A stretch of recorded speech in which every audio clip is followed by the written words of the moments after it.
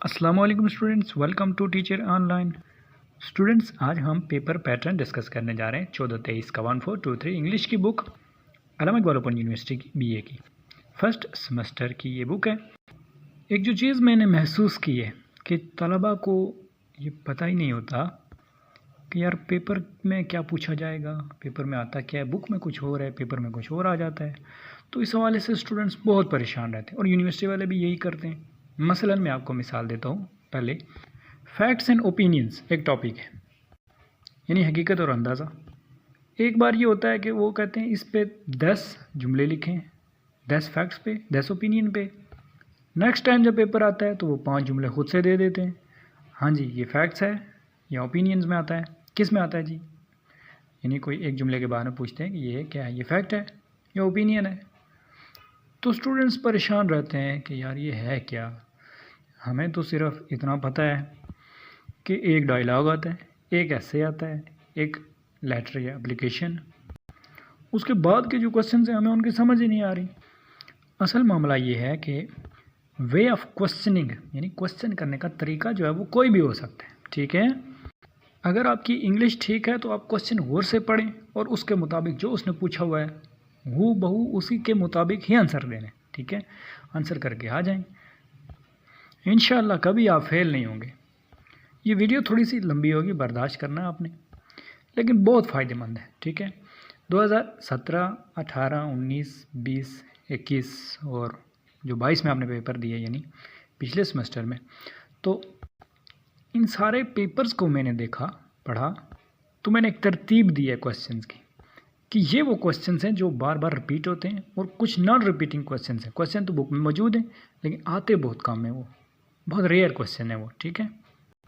तो क्यों ना वो क्वेश्चन किए जाएं जो ज़्यादा इम्पॉर्टेंट है, जो हर पेपर में आते हैं, उनको प्रायोरिटी बेस हम रख लेते हैं, ठीक है। हमारी तरजीही बुनियादों पर वो होंगे और जो दूसरे हैं तो उनको हम एक सरसरी सी निगाह उन पर डाल देंगे और उनके लिहाज से जो क्वेश्चन आते हैं वो भी इतने मुश्किल नहीं होते। वो तो आप इजीली कर सकते हैं अगर आपको सिर्फ क्वेश्चन समझ आए तो, ठीक है। 60 से 70 नंबर का पेपर ऐसा होता है जो सेम रिपीट होता है, ठीक है। उसके बाद जो 30 से 40 नंबर का पेपर होता है उसमें ये होता है कि एक मरतबा चेंज क्वेश्चन है, दूसरी मरतबा फिर उससे चेंज हो गया, अलग अलग मतलब क्वेश्चंस वो रिपीट होते रहते हैं, कभी कोई टेक्निक कभी कोई टेक्निक, ठीक है। तो आप लोगों ने परेशान नहीं होना। एटलीस्ट अगर 50 नंबर पे पास है तो हम पहले 70 नंबर जो हैं उनको तो यकीनी बनाए ना, उन पे हमारी ग्रिप तो होनी चाहिए। मैंने कोशिश की है कि हर एक टॉपिक पे एक वीडियो बनाई जाए और बनाई भी है मैंने। तो मैं आपको वो चीज़ें बता देता हूँ कि जो जो चीज़ें मोस्ट इम्पॉर्टेंट हैं, ठीक है। अक्सर जो पेपर में आते हैं पहले वो तो कर लेना, ठीक है। अच्छा, पहला जो क्वेश्चन है पेपर में आने वाला वो है डायलॉग। डायलॉग पे मैंने वीडियो बनाई हुई है, कंप्लीट वीडियो है, उसका मैं नीचे लिंक दे दूँगा। आप लोग उस लिंक पे जाएं और उस वीडियो को देख लें कि डायलॉग कैसे लिखना है, ठीक है। ऑलमोस्ट हर एक जो क्वेश्चन है उस पे मैंने वीडियो बना रखी है 14-23 के, आप लोगों की आसानी के लिए, ताकि आप लोग 2-2, 3-3 मिनट की वीडियो है और उसमें सारा कंसेप्ट बयान हुआ है तो आप लोग उसको समझ जाएं। बजाय एक एक वीडियो का लिंक में नीचे पेस्ट करने के, मैं आपको एक पूरी प्लेलिस्ट का लिंक दे दूंगा। आप लोग उस प्लेलिस्ट से वो सारे लेक्चर्स देख लें और अपने पेपर की तैयारी कर लें, बस सिंपल है। अच्छा, दूसरा कोई भी आपको टॉपिक्स जो है वो नहीं दे सकता कि फ़लाँ टॉपिक पे डायलॉग आएगा, फ़लाँ ऐसे जो टॉपिक्स हैं ये हैं जी, इन पे ऐसे आएगा, आपकी बुक में ये शामिल है। कोई भी ऐसा है वो देते ही अपनी तरफ से हैं। तो आप लोग तो बस ये कर सकते हैं कि टेक्निक्स को समझना, उसने क्वेश्चन क्या पूछा हुआ है उसी के मुताबिक उसको जवाब दे देना, बस। फर्स्ट क्वेश्चन 20 नंबर का क्वेश्चन डायलॉग पे, तो डायलॉग कैसे लिखना है उस पर वीडियो मौजूद है, ठीक है। दूसरा क्वेश्चन लेटर। लेटर इनफॉर्मल भी हो सकता है, फॉर्मल भी हो सकता है, ये डिपेंड ऑन एग्जामिनर कि वो आपसे क्या पूछता है। इस पे भी वीडियो मौजूद है, ठीक है। अच्छा, ये आपका जो पेपर में क्वेश्चन आता है ये कितने नंबर का होता है? 20 नंबर का ये क्वेश्चन होता है, लेटर लिखना। लेटर इनफॉर्मल है, फॉर्मल भी है, ठीक है। सिंपली फॉर्मल लेटर ये होता है जो आप इदारा वाइज किसी को लिखते हैं, ठीक है। कॉलेज में लिख लिया, ऑफिस में लिख लिया, या इस तरह से। और इनफॉर्मल जो होता है वो आपने बहन भाइयों को लिख लिया, मदर फादर को लिख लिया, ठीक है, दोस्तों को लिख लिया, ये इनफॉर्मल होता है। एनी हाउ मैं डिटेल में नहीं जाऊंगा क्योंकि वीडियोस मौजूद हैं, आप डिटेल से उन वीडियोस को देखें, एक एक चीज़ आपको समझ आएगी इंशाल्लाह। फिर भी समझ नहीं आती तो आप लोग कमेंट सेक्शन में पूछें, मैं ज़रूर आपको रिप्लाई करूँगा, ये मेरा आपसे वादा है इंशाल्लाह। और जिस टॉपिक पे वीडियो नहीं होगी वो मैं इधर समझा दूँगा, लेकिन मैं कोशिश करूँगा उस पर भी वीडियो बन जाए। अच्छा, अब ये तो 20 नंबर का क्वेश्चन है। सॉरी, जो पिछला क्वेश्चन है ना, जो मैंने आपको बताया डायलॉग, वो 10 नंबर का क्वेश्चन है, ठीक है। ये 2 question most important question, 30 number के ये क्वेश्चन हो गए। अब तीसरा क्वेश्चन आपके पास आता है जी ऐसे का। आपने एक ऐसे लिखना होता है, ठीक है। जो 14-23 की बुक में ऐसे आता है वो बड़ा सिंपल सा होता है, कोई टेक्निक नहीं उसने दी होती उसमें, और आप लोग जो है ना बस करते जाते हो उसको। जबकि जो 14-24 है ना, जो नेक्स्ट सेमेस्टर में आपकी इंग्लिश की बुक होगी, तो उसमें जो ऐसे आता है वो बड़ा डिफरेंट होता है, उसमें वो टेक्निक पूछता है, ठीक है। एनी हाउ वो आपका फ़िलहाल नहीं है, तो आप लोग बस इसको देखें, ठीक है जी। सिंपल ही ऐसे आपसे पूछा जाता है, और 20 नंबर का ये ऐसे होता है, तो 50 नंबर हो गए ना। 20 नंबर का लेटर, 20 नंबर का ऐसे, और 10 नंबर का डायलॉग। तो आप लोग इन 3 टेक्निक्स को अगर अच्छी तरह से समझ लेते हैं तो आपके 50 नंबर तो ये हो गए। बाकी जो 50 हैं वो थोड़ा चेंज होते रहते हैं, उसमें भी जो क्वेश्चन रिपीट हो रहे हैं मैं वो बता देता हूँ, लेकिन ज़रूरी नहीं है वो रिपीट होंगे, ठीक है। और जो उनका वे ऑफ क्वेश्चनिंग है, जो अक्सर जिस तरीके से वो क्वेश्चन पूछता है वो मैं आपको ज़रूर बताऊँगा। कैटेगरी ए जो है वो हमारी हुई कंप्लीट, यानी पहली कैटेगरी जिसमें के क्वेश्चन ये मस्ट आते ही आते हैं, ठीक है। अच्छा, एक क्वेश्चन चौथा इसमें एक और शामिल कर लेते हैं। ये अक्सर जो है ना, ये है पैराग्राफ। एक पैराग्राफ आपने लिखना होता है, एक कंसाइज पैराग्राफ, ब्रीफ। कोई एक टॉपिक आपको दे देता है, आपने उस पे पैराग्राफ लिखना होता है, तो उस पर वीडियो मौजूद है, आप देख लीजिएगा कि पैराग्राफ कैसे लिखते हैं, ठीक है। एक डिस्क्रिप्टिव पैराग्राफ ही होता है, यानी जिसमें आपने पूरी एक तफसील लिखनी होती है। तो ये 4 क्वेश्चन जो हैं 60 नंबर है आपके, और 60 नंबर आपके पेपर में आते हैं। तो 60 में से भी आप 50 ले सकते हैं, बाकी 40 रहे जो वो चेंज करके देता है, तो उन 40 की तो ज़रूरत ही नहीं है। और अगर आप लोग वो करना चाहें तो वो इनसे भी ज़्यादा इजी हैं, सिर्फ छोटी छोटी टेक्निक्स हैं, आपने उनको समझना है और पेपर कर देना है।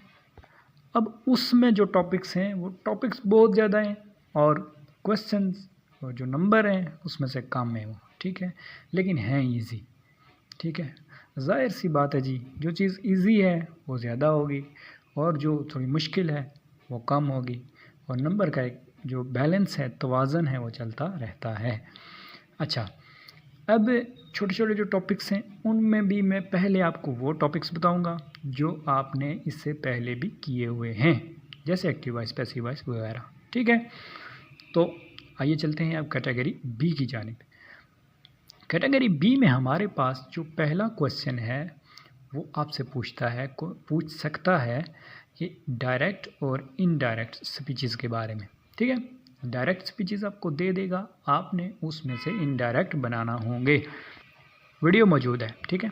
अच्छा, नेक्स्ट आप देखो तो एक्टिव वॉइस और पैसिव वॉइस पे क्वेश्चन आता है, ठीक है, वो वीडियो भी मौजूद है। तो ये वो टॉपिक्स हैं, मैं इसलिए इनको कैटेगरी बी में रख रहा हूँ कि ये वो टॉपिक्स हैं जो आपने इससे पहले भी पढ़े हुए हैं, मतलब मैट्रिक लेवल पे, इंटर लेवल पे, अब ग्रेजुएशन लेवल पे भी आप उनको पढ़ रहे हो, तो ये वो कॉमन टॉपिक्स हैं जो आपको पहले से ही आते होंगे, ये आपके पेपर में बड़ी हेल्प करेंगे।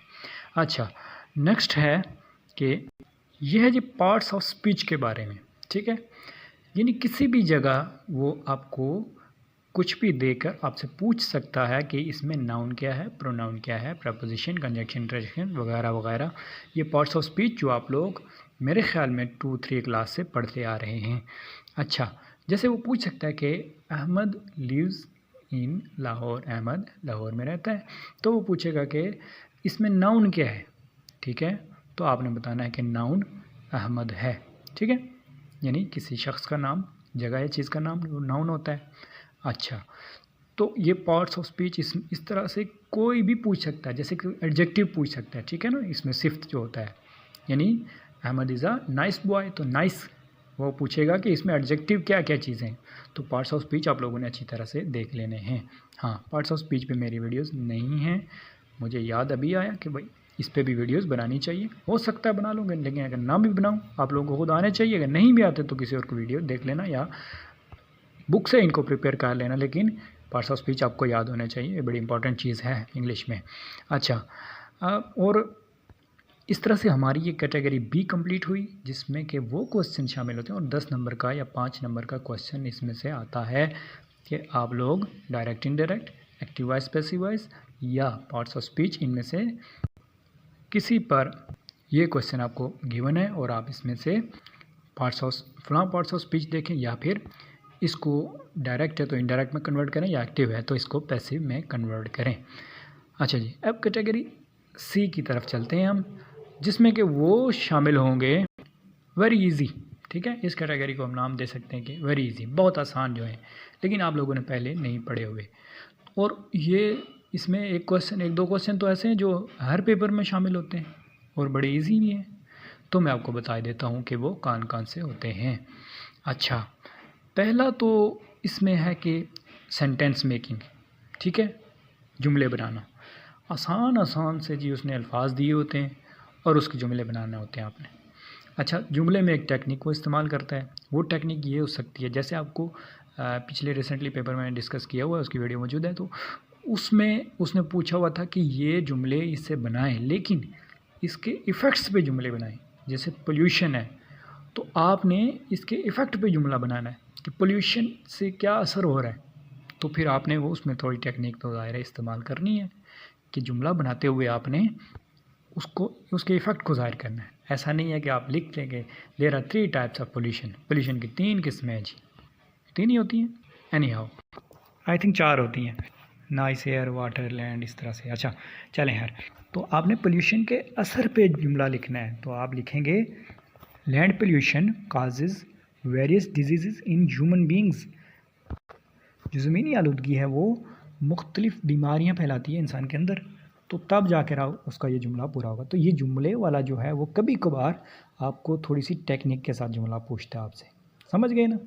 अच्छा, उसके बाद ये मेक सेंटेंसेस का सिंपल भी आ सकता है, इसी तरह से किसी टेक्निक के ज़रिए भी आ सकता है, लेकिन आपने क्वेश्चन को पढ़ना है, तो थोड़ी बहुत भी अगर आपको इंग्लिश आती है तो आप लोग समझ जाएंगे कि यार ये जो है ना ये मैं कर लूँगा या कर लूँगी। अच्छा, इजी जो क्वेश्चंस होते हैं उनमें दूसरा जो क्वेश्चन पूछा जाता है कैटेगरी सी का, इन अल्फाज को आप सीधा करके लिखें, ठीक है, यानी तरतीब उल्टी होती है बस।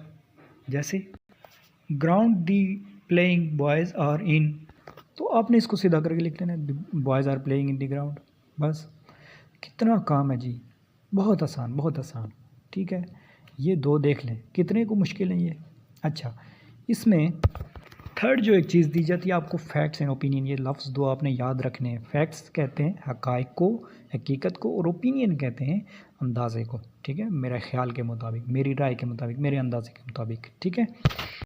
आपसे ये 5 नंबर का क्वेश्चन पूछा जाता है, आपने जस्ट उसके आगे लिखना होता है एफ़ या ओ, ठीक है। सेंटेंस को आपने गौर से पढ़ना है, सिर्फ सेंटेंस वो आपको दे सकता है honesty is the best policy, यानी दयानतदारी जो है वो बेहतरीन हिकमत अमली है। तो ये क्या है, ये एक हकीकत है, ये आपका अंदाज़ा नहीं है, हकीकत है ये, ठीक है ना, क्योंकि ज़ाहिर सी बात है ये यूनिवर्सल ट्रूथ है ना। तो आपने इसके आगे लिख लेना एफ़, फैक्ट, आपको 1 नंबर मिल जाएगा, या हो सकता है कि ये 2 नंबर का पेपर, हाँ 2 नंबर का होता है ये क्वेश्चन, ठीक है, मतलब टोटल 10 का होता है और 5 सेंटेंस आपको गिवन होते हैं। तो आप खुद देख लें, अंदाज़ा कर लें कि 10 नंबर आपको मिल रहे हैं फ्री के। और ये जो फैक्ट्स एंड ओपिनियन वाला क्वेश्चन है ना, ये अक्सर मैंने पेपर्स में देखा है। हाँ, इसका तरीका का थोड़ा चेंज करके भी दे सकता है, वो मैं अगली कैटेगरी में बताऊंगा, ठीक है, कि इसको दूसरे तरीके से कैसे पूछ सकता है वो। अच्छा, बहुत इजी, ये इसका तीसरा पार्ट हो गया। अब हम चौथी कैटेगरी की जानिब चलते हैं, ठीक है। तीसरी में यही 3 थे, मतलब इस तरह के कोई भी क्वेश्चन आए तो आप लोग इजीली कर लेंगे, ठीक है, मुझे यकीन है। अच्छा, कैटेगरी डी में चलते हैं। इसमें वो टॉपिक्स हैं अब जो आपके लिए परेशानी का बायस बने हुए हैं। आप पेपर देखते हैं उसमें कुछ और होता है, नेक्स्ट पेपर में कुछ और आ जाता है।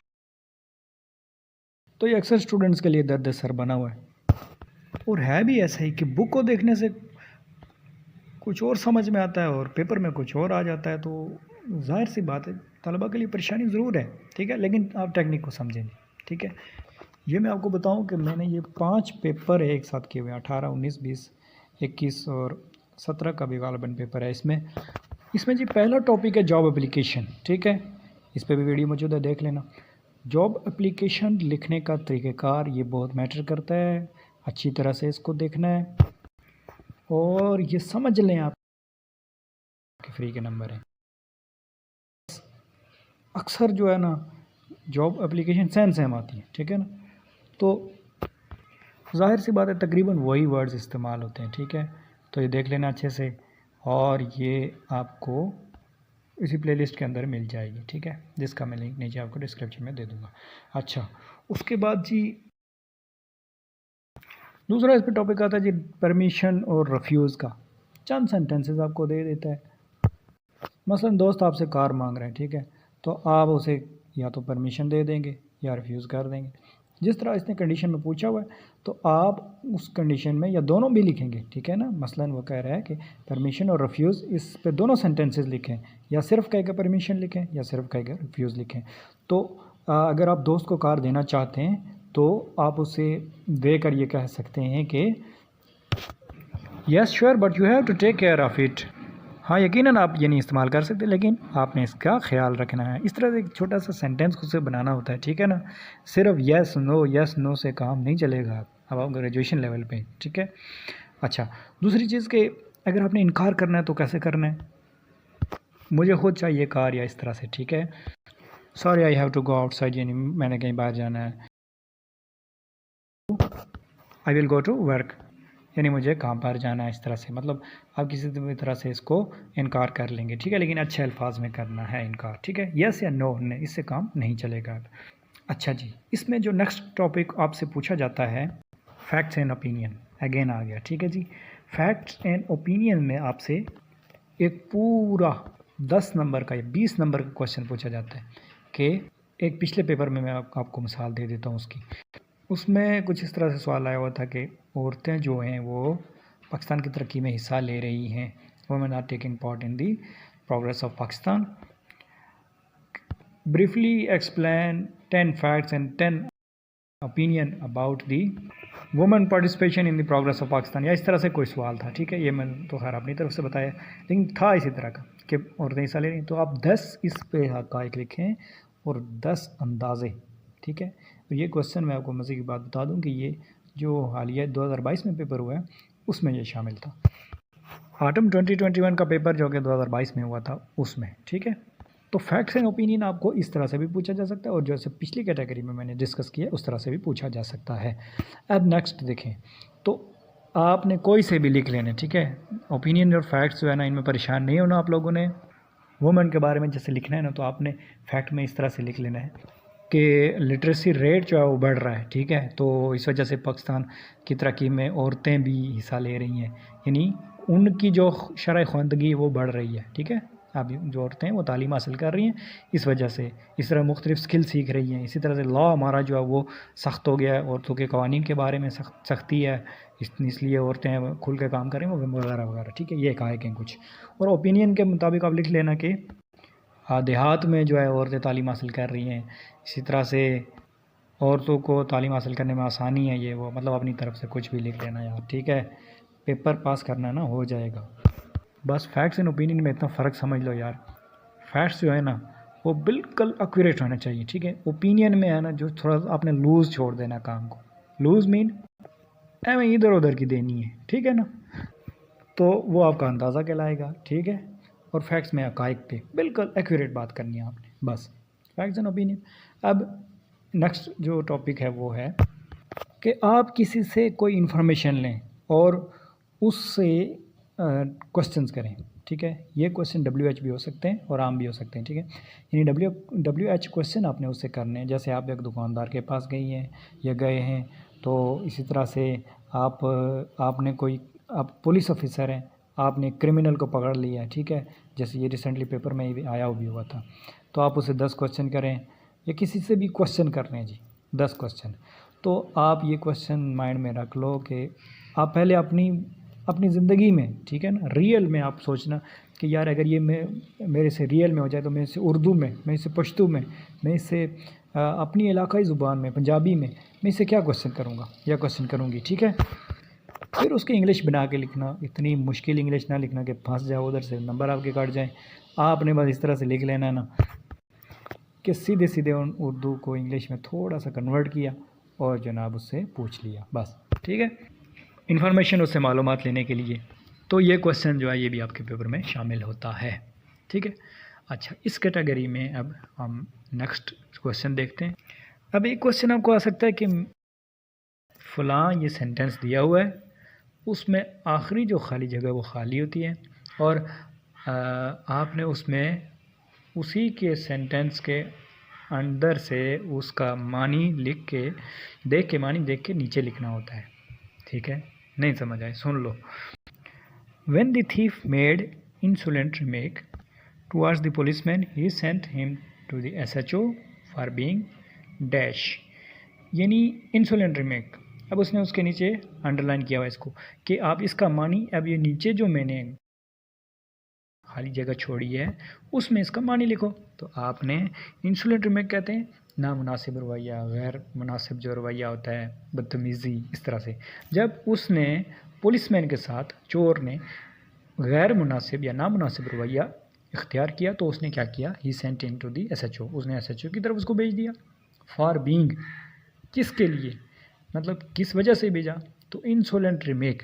अब इसका मतलब ये होता है कि गैर मुनासिब, नामुनासिब रवैया। तो आपने इसका जो मानी इंग्लिश में लिखना है वो क्या है, डिसरिस्पेक्टफुल, ठीक है, यानी किसी की इज़्ज़त ना करना, ठीक है। तो उसको उठा के तो उसने नीचे लिख लिया।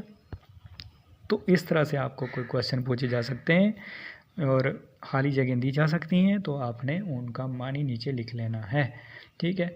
तो कुछ आसान भी होती हैं इसमें, कुछ मुश्किल भी होती हैं, लेकिन आसान वाली ज़रूर करनी है और मुश्किल वालों को भी तुक्का लगा लेना अपनी तरफ से, हो सकता है वो उससे मिल जाए, मैच कर जाए, ठीक है। तो किसी अगर कोई ऐसी स्टेटमेंट होती है जिसका आपको समझ नहीं आता तो फिर भी उसको कुछ ना कुछ लिख के आना, ठीक है, हो सकता है वो सही हो जाए। अच्छा, नेक्स्ट इसमें जो क्वेश्चन पूछा जाता है वो है कोई एग्रीमेंट या डिसएग्रीमेंट, ठीक है। मैं कुछ कहता हूँ कि वो नाइस लड़का है तो आप उससे एग्री भी कर सकते हैं और डिसएग्री भी कर सकते हैं, ठीक है। इसी तरह से मैं कहता हूँ जी कि पाकिस्तान में करप्शन हो रही है तो आप एग्री भी कर सकते हैं, डिसएग्री भी कर सकते हैं। जिस तरह मैंने पीछे आपको नहीं बताया था कि आपने उसको परमिशन देनी है या उसको रिफ्यूज़ कर देना, इनकार कर देना है, इसी तरह से ये भी है। इसमें आपने एक छोटा सा सेंटेंस ज़रूर लिखना है, ठीक है। येस या नो, येस नो में काम नहीं चलेगा। और आपने इस तरह से लिख लेना, जैसे मैं कह रहा हूँ पाकिस्तान में जो है ना करप्शन ज़्यादा है, तो आप इससे अगर एग्री कर रहे हैं तो ठीक है, अगर डिसएग्री कर रहे हैं तो भी मतलब जवाब बनता है ना, आप डिसएग्री तो कर सकते हैं। आप कह सकते हैं कि नहीं, करप्शन की वजह से नहीं, बल्कि पाकिस्तान में जो इदारे हैं वो काम नहीं कर रहे, ठीक है, सिस्टम ठीक नहीं है, पाकिस्तान पुलिस ठीक नहीं है, मतलब इस तरह से कहीं कुछ भी जो है ना आप उससे डिसएग्री करके तो लिख सकते हैं। एक मिसाल आपको देता चलूँ जी, इस तरह से आप लोगों को नहीं समझ आएगी। Pakistan is making progress, Pakistan is not making progress due to corruption, Pakistan corruption की वजह से तरक्की नहीं कर रहा। एग्रीमेंट में आप लिख सकते हैं yes it's true a country can not make progress in corruption, यानी करप्शन में कोई जो है मुल्क वो तरक्की नहीं कर सकता। तो ये आपकी एग्रीमेंट हो गई। डिसएग्रीमेंट आप इस तरह से लिख सकते हैं कि no I think there are systematic problems, नहीं मेरा ख्याल है कि कोई सिस्टमेटिकली प्रॉब्लम है। तो ये हो गया जी एग्रीमेंट और डिसएग्रीमेंट का। अब नेक्स्ट देखो, नेक्स्ट ये है कि आपने क्वेश्चन बनाना है, आपको सेंटेंस दिए हुए, सिंपल सेंटेंस दिए होते हैं, आपने उनमें से क्वेश्चन बनाना होता है, ठीक है। तो जैसे he is walking beside me, यानी वो मेरे पीछे चल रहा है। तो अगर आपने इसका सेंटेंस बनाना है तो आपने सिंपल हेल्पिंग वर्ब को उठाना है और शुरू में ले जाना है। Is he walking beside me, क्या वो मेरे पीछे चल रहे हैं, बस इस तरह से हेल्पिंग वर्ब उठाना है, फिक्रे के शुरू में ले जाना है, ठीक है। लेकिन बाद औक़ात हेल्पिंग वर्ब नहीं होता, तो उसके लिए मैं आपको ये सजेस्ट करूँगा कि आप लोग टेंसेस सीखें। टेंसेस पे वीडियोस मेरी मौजूद हैं, वो भी आप लोग देख सकते हैं, उसका लिंक भी मैं नीचे डिस्क्रिप्शन में दे दूँगा। तो टेंसेस आप लोग सीखें ताकि आप लोगों का ये मसला हल हो। अच्छा, नेक्स्ट देखो जी, ग्रेटिट्यूड और अप्रिसिएशन। ठीक है जी, किसी को उसके अच्छे काम पर उसकी तारीफ़ करना। तो ये भी वीडियो मौजूद है नीचे, मैंने लिंक इसका दे दूँगा, आप लोग वो देख लीजिएगा। मैं थोड़ा सा आपको बता देता हूँ। ग्रेटिट्यूड अप्रिसिएशन ये होता है कि कोई अच्छा काम कर रहा है तो आपने उसकी तारीफ़ करनी है एक सेंटेंस के अंदर। ठीक है, तो 10 नंबर का क्वेश्चन पूछा जाता है, 5 सेंटेंस होते हैं और 5 के अगर आप जवाब देंगे आपको 10 मिलेंगे और 2 नंबर का एक सेंटेंस समझ लें। तो इस तरह से होता है कि आपके अंकल हैं जो आपकी बहुत मदद कर रहे हैं, तो आपने उनके लिए कोई एक जुमला तारीफ़ी लिखना होता है। Thank you for always being motivating me, हमेशा मुझे मोटिवेट करने का शुक्रिया। तो इस तरह से आप लोगों ने सेंटेंस वगैरह लिखने होते हैं। वो बहरहाल वो वीडियो आप लोग नीचे वॉच कर सकते हैं। नेक्स्ट टॉपिक जो है, एक आपका दोस्त है वो किसी जगह अप्लाई कर रहा है, उसने इंटरव्यू देना है और आपने अपने दोस्त को एक ख़त लिखना है। तो ये ख़त कौन सा होगा? Informal letter. इनफॉर्मल लेटर में आपने उसको वो सजेशन देनी है, ठीक है, कि ये सजेशन है, ये मेरी तरफ से आपके लिए तजावीज़ हैं कि इंटरव्यू में आपको ये क्वेश्चन पूछे जाएंगे, आपने इस तरह से इनके जवाब देने। ठीक है, ये एक लेटर के अंदर आपसे क्वेश्चन पूछा जा सकता है और इसी तरह भी पूछा जा सकता है। ठीक है, यानी आपकी कोई सिस्टर है, वो किसी जगह इंटरव्यू दे रही है जॉब के लिए, तो आप उसको कोई 10 जुमले जी उसको सजेस्ट करें कि इंटरव्यूअर आपसे ये क्वेश्चन पूछेगा। ठीक है, तो ये इस तरह से। अच्छा, नेक्स्ट हमारे पास ये क्वेश्चन है, सिनोनिम्स और एंटोनिम्स। मेरे ख्याल में ये तो इजी है, इसको तो पिछली कैटेगरी में रखना चाहिए था, लेकिन चलें अब आ गया तो इधर ही ठीक है। अच्छा, सिनोनिम्स आपको आ सकता है, फिर आपको कह सकता है कि इसमें आपको आप इसका जुमला भी बनाएं। ठीक है, सिनोनिम होता है उसका मुतरादिफ, यानी हम मानी उसका, और एंटोनिम जो होता है वो अपोजिट होता है, उसका मुतज़ाद होता है, उलट। ठीक है, तो उसका भी आप एंटोनिम भी लिखें और जुमला भी बनाएं, तो ये 10 नंबर का क्वेश्चन भी पेपर में अक्सर आ जाता है। अच्छा, नेक्स्ट और आखिरी एक टॉपिक जो पेपर में शामिल होता है, बुक में और भी टॉपिक्स हैं, मतलब जो पूछे जा सकते हैं लेकिन अक्सर नहीं पूछे जाते, तो फिर उन चीज़ों को करने का फ़ायदा मेरे ख्याल में नहीं है। जो अक्सर पूछी जाती हैं हम वही चीज़ें क्यों ना करें। ठीक है, तो नेक्स्ट है कि लाइक्स और डिसलाइक्स। ठीक है, कोई से आपको टॉपिक्स दे देगा, जैसे वेदर, मौसम, तो इसमें आपको क्या पसंद है और क्या नापसंद है। इसी तरह से आपको सीज़न यानी मौसम कौन सा पसंद है, लाइक्स और डिसलाइक उस बारे में आपने शेयर करनी है, बस। तो इतना सा जी काम है। होप सो यार आपको समझ आ गया। चलो जल्दी से सब्सक्राइब कर दो, वीडियो को लाइक कर दो। क्वेश्चन है कोई तो कमेंट सेक्शन में ज़रूर पूछो, मैं इंशाल्लाह कोशिश करूँगा आपको जवाब देने की। और इनमें से किसी भी टॉपिक पे वीडियो नहीं मिल रही तो मुझे बता देना।